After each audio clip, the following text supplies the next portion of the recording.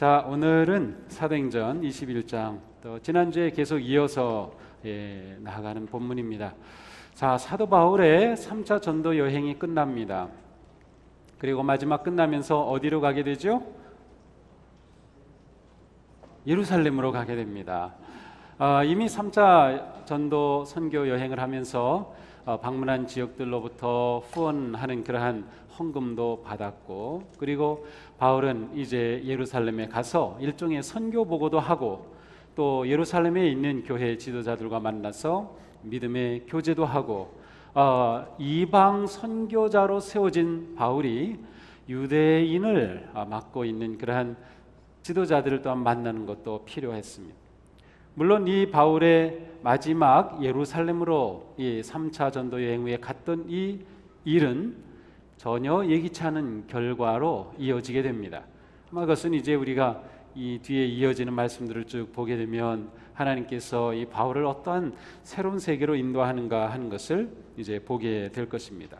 자, 드디어 17절부터 보면 바울은 오순절 전에 예정대로 예루살렘에 이르렀습니다. 예루살렘에 이르렀을 때 그곳에 있는 형제 자매들이 기꺼이 영접해 주었다. 그곳에는 그리스도인들이 바울을 영접해 준 거죠. 그래서 그 다음 날 바울은 함께 일행과 함께 야고보에게로 가니 그곳에 장로들도 다 있었습니다. 야고보를 여기서 언급한 것은 야고보는 이때의 예루살렘 교회의 지도자였기 때문이죠. 여러 장로 사도들이 있었지만 대표적인 지도자가 바로 이 야고보였습니다. 물론 야고보는 처음부터 예수님을 따랐던 12제자에는 들어가지 않았던 예수님의 동생 야고보입니다. 그러나 야고보는 예수님의 부활 후에 예수님을 믿었고, 또 예수님을 따르고, 또 예루살렘 교회에 아주 훌륭한 그러한 지도자로서 섬기고 있었습니다. 그래서 이 야고보의 이름을 언급하면서 바울이 지도자인 야고보와 다른 사도들을 이제 만난 것입니다.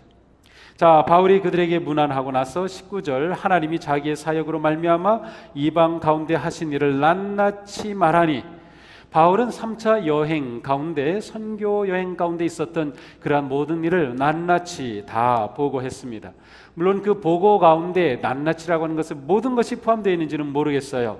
특별히 안디옥에 일어났던 폭동, 데살로니가에서 일어났던 폭동, 빌립보에서 일어났던 그런 매질을 당한 것, 루스드라에서 돌매를 맞은 것, 고린도에서 소송에 걸렸던 것, 베레아에서 도망했던 일들, 이러한 모든 것들을 다 고했는지, 아니면 선교 사역에 얼마나 놀라운 일이 있었는지 아주 좋은 것만 보고했는지는 알 수 없어요. 그렇지만 낱낱이 보고했다고 하니까 아마 다 보고했을 가능성을 일단 염두에 두게 됩니다. 이러한 보고를 들은 예루살렘의 성도들이 20절, 그들이 듣고 보고를 듣고 하나님께 영광을 돌리고 바울더러 이르되, 형제여, 그대도 보는 바에 유대인 중에 믿는 자 수만 명이 있으니 다 율법의 열성을 가진 자라. 네가 이방에는 모든 유대인을 가르치되 모세를 배반하고 아들들에게 할례를 행하지 말고 관습을 지키지 말라 한담을 그들이 들었도다. 그러면 어찌할꼬 그들이 필연 그대가 온 것을 들으리니. 좀 진행이 약간 이상해집니다. 바울이 선교 보고를 낱낱이 했을 때 이 예루살렘의 성도들이, 사도들이 그것을 기뻐했어요. 하나님께 영광을 돌렸어요. 그러면서 뭔가 좀 더 긍정적이고 좋은 일들의 이야기가 좀 이렇게 오갔으면 좋을 것 같은데 분위기가 갑자기 반전됩니다. 그것은 예루살렘에 지금 믿는 자가 수만이다, 많이 있다는 것이죠. 그런데 그들이 다 율법의 열성인 자들인데, 문제는 그들이 바울에 관한 소문을 퍼뜨리고 있다, 듣고 있다는 것입니다. 그 소문의 내용은 무엇인가요? 바울이 모든 유대인들에게 가르치기를 모세를 배반하라, 아들들에게 할례를 행하지 말라, 유대인에게 주신 율법의 어떤 관습을 지키지 말라 한다고 그들이 들었다는 겁니다. 바울이 예루살렘에 왔다고 하는 사실이 알려지게 될 경우 이것이 어떠한 문제가 될 것이 분명하다는 그러한 어떠한 두려움과 위기감이 지금 감돌고 있습니다. 사실 바울이 3차 여행 가운데 여러 지역을 돌 때 문제가 일어났던 것은 사실 이방인들로 인한 것도 있었지만 그곳에 있는 유대인들로 인한 문제들이 굉장히 많았어요. 그런데 예루살렘에 와서는 온통 유대인판인데 거기에서 그들이 모세에 대해서 잘못된 소문을 듣고 있었어요. 모세의 율법을 지키지 말라, 할 일을 행하지 말라, 관습을 지키지 말라고 유대인에게 가르친다는 것입니다. 지금 이 유대인들은 율법의 열성인 사람들이었어요. 이미 바울은 율법의 열성인 사람들에 의해서 죽임을 당할 뻔했었어요. 그러나 이 바울이 예루살렘에 왔을 때 또 다른 위기가 일어나고 있습니다. 물론 이미 예루살렘 회의를 통해서 이방인에게는 예수님을 믿는 조건으로 할 일을 요구하지 않는다는 결정을 내렸습니다. 따라서 바울은 이방인들에게 여러분이 예수님을 믿기 위해 할례를 받아야 합니다라고 가르친 적이 없죠. 한 번도 그런 적은 없어요. 할례를 받을 필요가 없습니다 했겠죠. 그러나 유대인에게 바울이 할례 받을 필요가 없다든지 모세의 법을 지키지 말라라든지 관습을 따르지 말으라는 그러한 것을 가르친 적은 없어요. 그것은 바울에 대한 오해의 소문이었습니다. 실제로 바울은 율법을 잘 지키는 사람들이었어요. 지금 예루살렘에서 이러한 일이 일어나고 있는 것은 아직 신학이 어떤 신앙의 구체적 교리가 확정되지 않은 상황 속에서 율법을 행함이냐 예수 그리스도를 믿음이냐 예수님을 따르는 제자로 사는 삶에 구약의 율법, 유대인의 율법을 지키는 것이 어느 정도 관계가 되느냐라고 하는 이러한 부분에 대해서는 아직 분명하게 규정이 되어 있지 않았어요. 단지 유대인들에게는 여전히 율법이 유효한 그러한 상황이었던 것이죠. 그런 상황에서 바울이 율법의 파괴자다 이렇게 된 것입니다. 글쎄요, 우리로 비춰본다면 교회 나가면 부모 모시지도 않고 제사 지내지 않는 불효자식이다 라고 소문을 퍼뜨리는 것과 같을 겁니다. 실제로 기독교가 처음 들어왔을 때 여러 가지 소동들이 있었어요.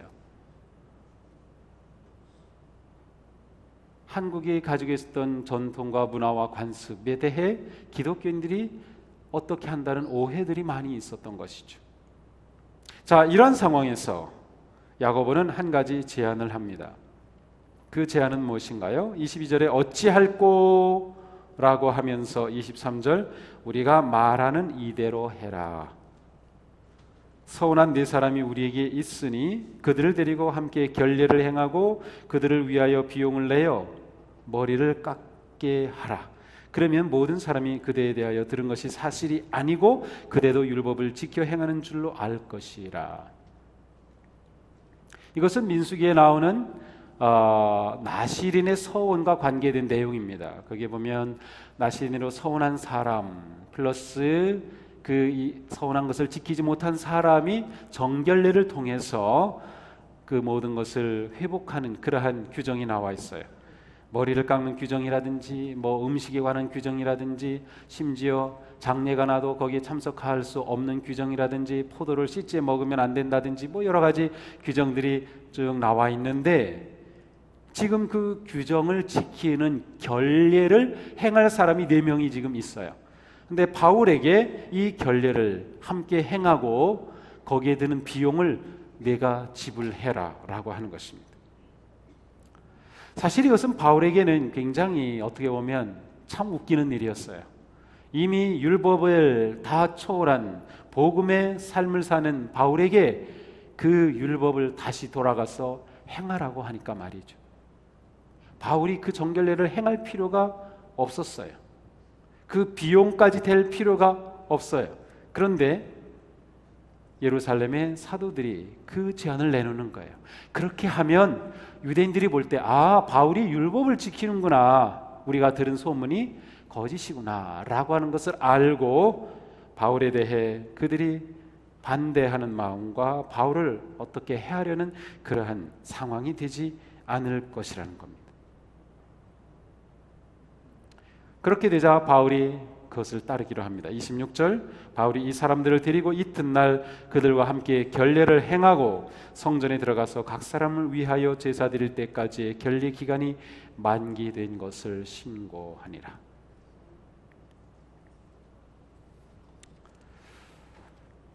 바울의 이 행동은 사실 특별한 행동입니다. 어떻게 보면 이해가 되지 않을 행동일 수도 있어요. 이미 율법의 모든 것을 초월하고 뛰어넘은, 이미 율법은 죽은 것이라고 선언했던 바울이 다시 그렇게 한다니 말이죠.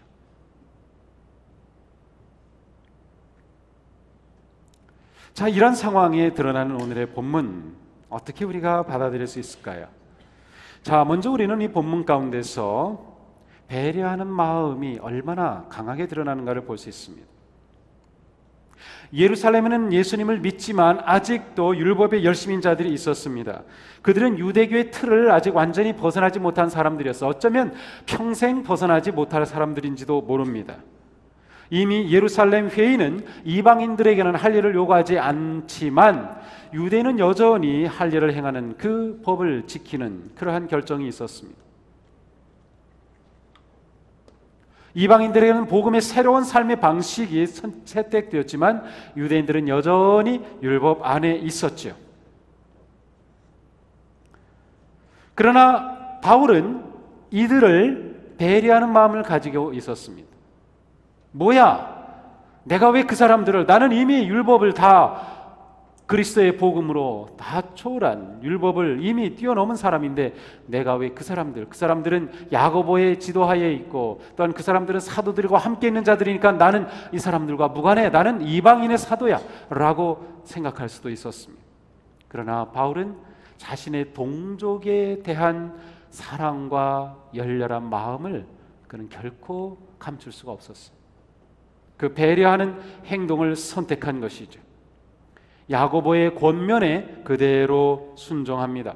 바울은 정당하였습니다. 그는 소문처럼 그러한 행동을 한 적이 없었습니다. 그럼에도 불구하고 그는 결례를 행합니다. 어떻게 보면 예루살렘 교회가 바울을 막아줬어야 됩니다. 예루살렘 교회가 나서서 무슨 소리야, 바울은 그런 사람이 아니다라고 막아줬어야 하는데 불행하게도 예루살렘 교회에는 그럴 힘이 없었던지 어쩌면 사도들이 그렇게 할 용기가 없었는지도 모릅니다. 그 소문을 저지할 힘이 없었던 것이죠. 그들에게 어떤 설명으로도 불가능하기에 바울의 상징적인 행동을 통해서 이 문제를 해결하면 좋겠다. 바울은 그 모든 것을 배려하는 마음으로 받아들였습니다. 율법주의를 죽기까지 싫어했던 바울이 그 율법을 따랐다는 것이 참으로 놀라워요.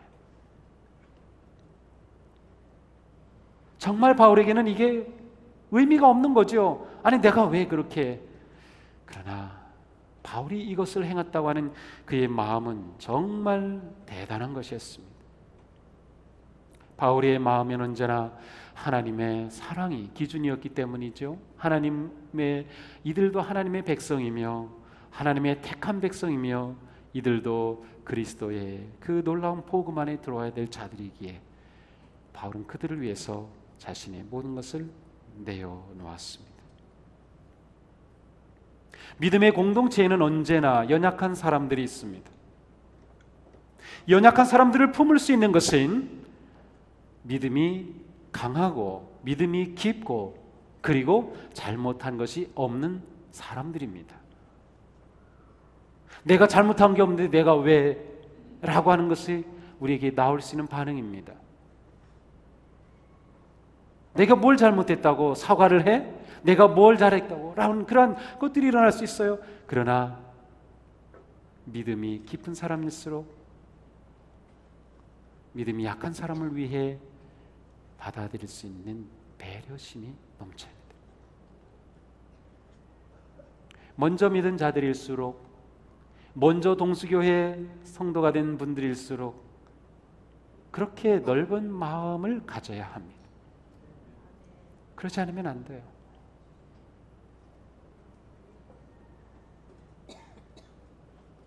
바울의 모습은 우리들에게 큰 도전이 됩니다. 우리는 때때로 영혼을 위해서 내 옳은 주장을 내려놓아야 하고, 내가 돈을 다 지불하면서 손해를 보아야 하고, 내가 희생해야 할 때가 있습니다. 그것이 진정한 믿음의 사람의 모습이죠. 이러한 일이 교회 안에는 자주 일상적으로 일어날 수 있어야 합니다. 일상적으로 일어날 수 있어요.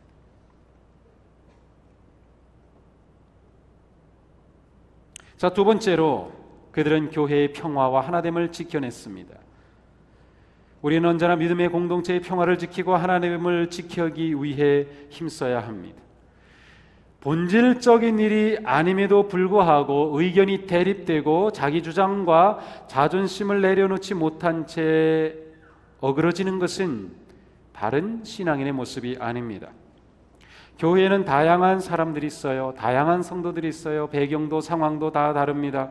그러한 사람들이 모인 교회가 하나됨이 되기 위해서는 나와 다른 것에 대해서 정말 목숨 걸 일이 아니라고 하면 그런 부분에 대해서 하나됨을 지킬 수 있는 마음의 쿠션이 아주 깊어야 합니다. 믿음의 공동체가 하나 되고 평화를 지키는 것은 반드시 희생을 통해서입니다. 내가 희생함으로써 평화가 지켜집니다. 그리스도의 십자가의 희생이 하나님과 우리 사이의 화목함을, 그리고 이 세상의 진정한 화평을 가져왔습니다. 우리가 그리스도인으로 산다고 하는 것은 내가 희생함으로 평화를 지키는 것입니다. 교회는 이와 같은 희생하는 성도들을 통해 하나됨과 평화를 지켜나가는 그러한 놀라운 일이 가능해지는 것이죠. 우리는 그리스도로 하나요 한 세례를 받았고 한 믿음을 가지고 있어요. 그러나 우리의 다양함이, 서로 다른 견해가, 서로 다른 생각과 차이가 다툼이 아니라 평화로, 그리고 다양한 은사의 모습으로 나아가는 그런 교회로 세워야 한다. 그러니까 자기 주장을 내려놓는 수밖에 없어요. 네, 주장 옳아요. 그런데 내려놔야 하는 거예요. 예, 맞는 말이에요. 그런데 내가 그냥 오해 당해 주는 거예요. 네, 내가 옳아요. 그렇지만 옳은 내가 손해 보는 겁니다. 아직 예루살렘 교회는 아주 튼튼하게 세워지지 못했어요. 그들은 위기 가운데 있었던 것이죠. 이런 가운데 하나됨을 지켜나가는 모습.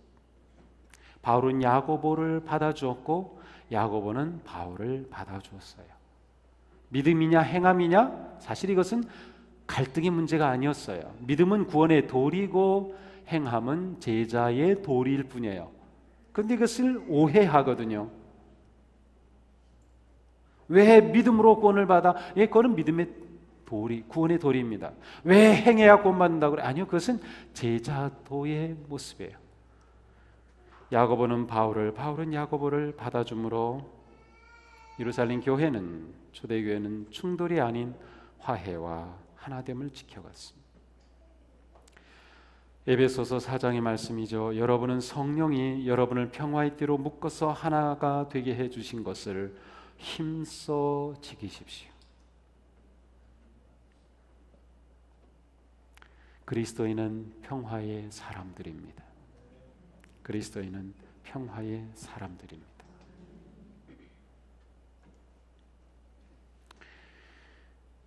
다음으로 우리는 본질적인 것과 비본질적인 것을 구분하는 지혜가 필요합니다. 바울은 비본질적인 문제를 놓고 목숨을 걸지 않았습니다. 그가 율법을 지켜서 결례를 행하느냐? 그것은 그에게는 죽도록 하기 싫은 것이었을지 몰라도 그게 본질적인 문제는 아니었어요. 그것은 그냥 자기가 행하면 되었어요.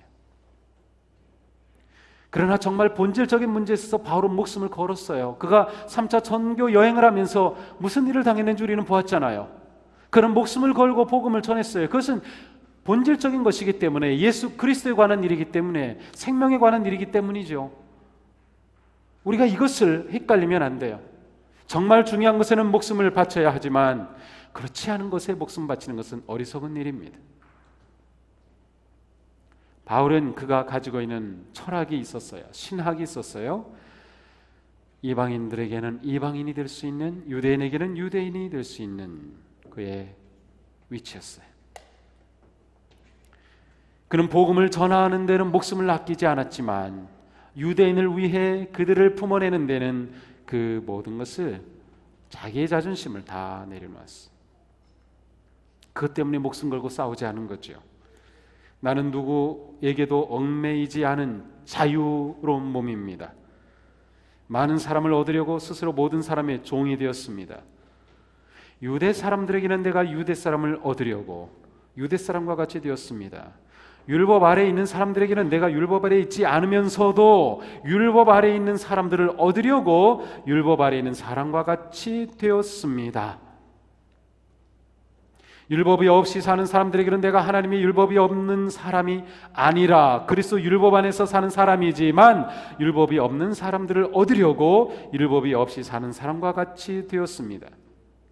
믿음이 약한 사람들에게는 내가 약한 사람을 얻으려고 약한 사람이 되었습니다.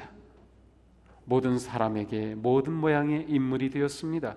그것은 내가 어떻게 했어든지 그들 가운데서 몇 사람이라도 구원하려는 것입니다. 나는 복음을 전하려고 이 모든 일을 하고 있습니다. 그것은 내가 복음이 주는 복에 동참하려는 것입니다.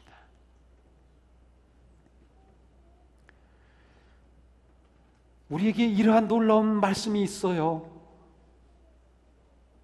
이 말씀을 지키면 우리는 복된 공동체가 돼요. 이 말씀을 지키면 우리는 화해를 하는 평화로운 하나된 믿음의 교회로 계속 나아갈 수가 있어요.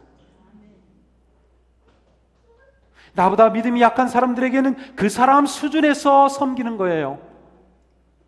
나와 다른 배경을 가진 사람에게는 그 사람 입장에서 사랑하는 거예요.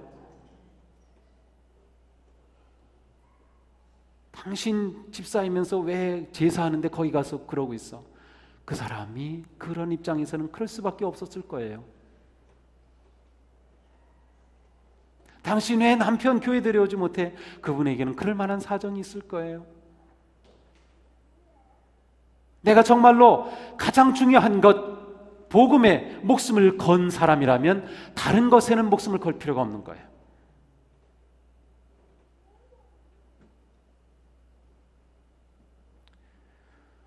저 자신도 오늘 말씀 앞에 많이 부끄러운 마음과 회개하는 마음을 가지게 됐어.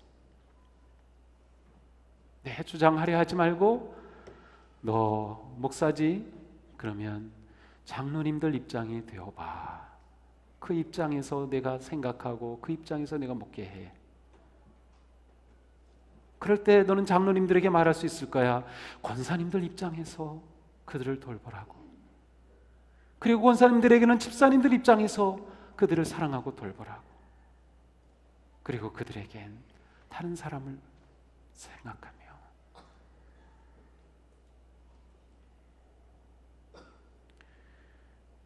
우리는 너무나도 중요하지 않은 것에 매달리면서 중요한 것을 놓치고 살아갑니다.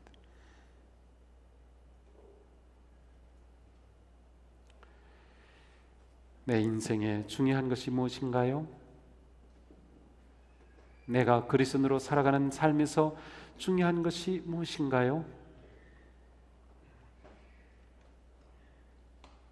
그것을 가지고 있다면 다른 것은 아무것도 아닙니다.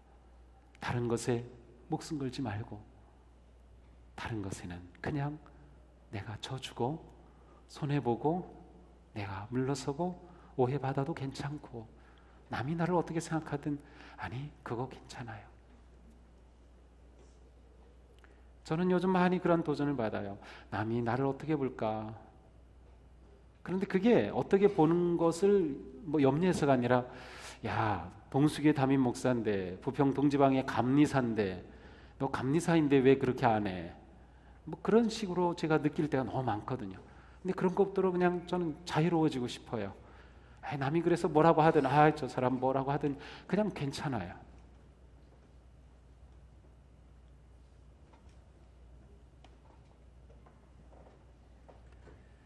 나에게 중요한 그것이 있다면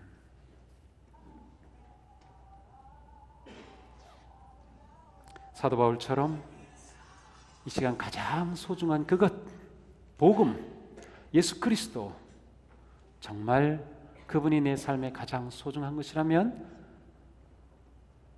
그리고 그것으로 말미암아 누군가를 구원하고 영혼을 살리는 것이 아니라면 나머지 것에 대해서는 우리가 좀 무력해지는 그러한 결단이 필요하겠어요.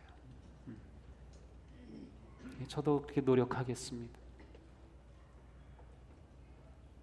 우리가 함께 그와 같이 나간다면 우리 교회는 정말 천국 같은, 아니 천국인 하나님의 나라인 교회가 될 줄로 믿습니다. 가장 중요한 것, 그것을 모르면 구하고 분명하면 놓치지 맙시다. 다른 것 때문에 그것을 놓칠 이유가 없기 때문이죠. 그것 잡으면 우리는 성공하고 승리한 것이기 때문입니다. 기도하겠습니다.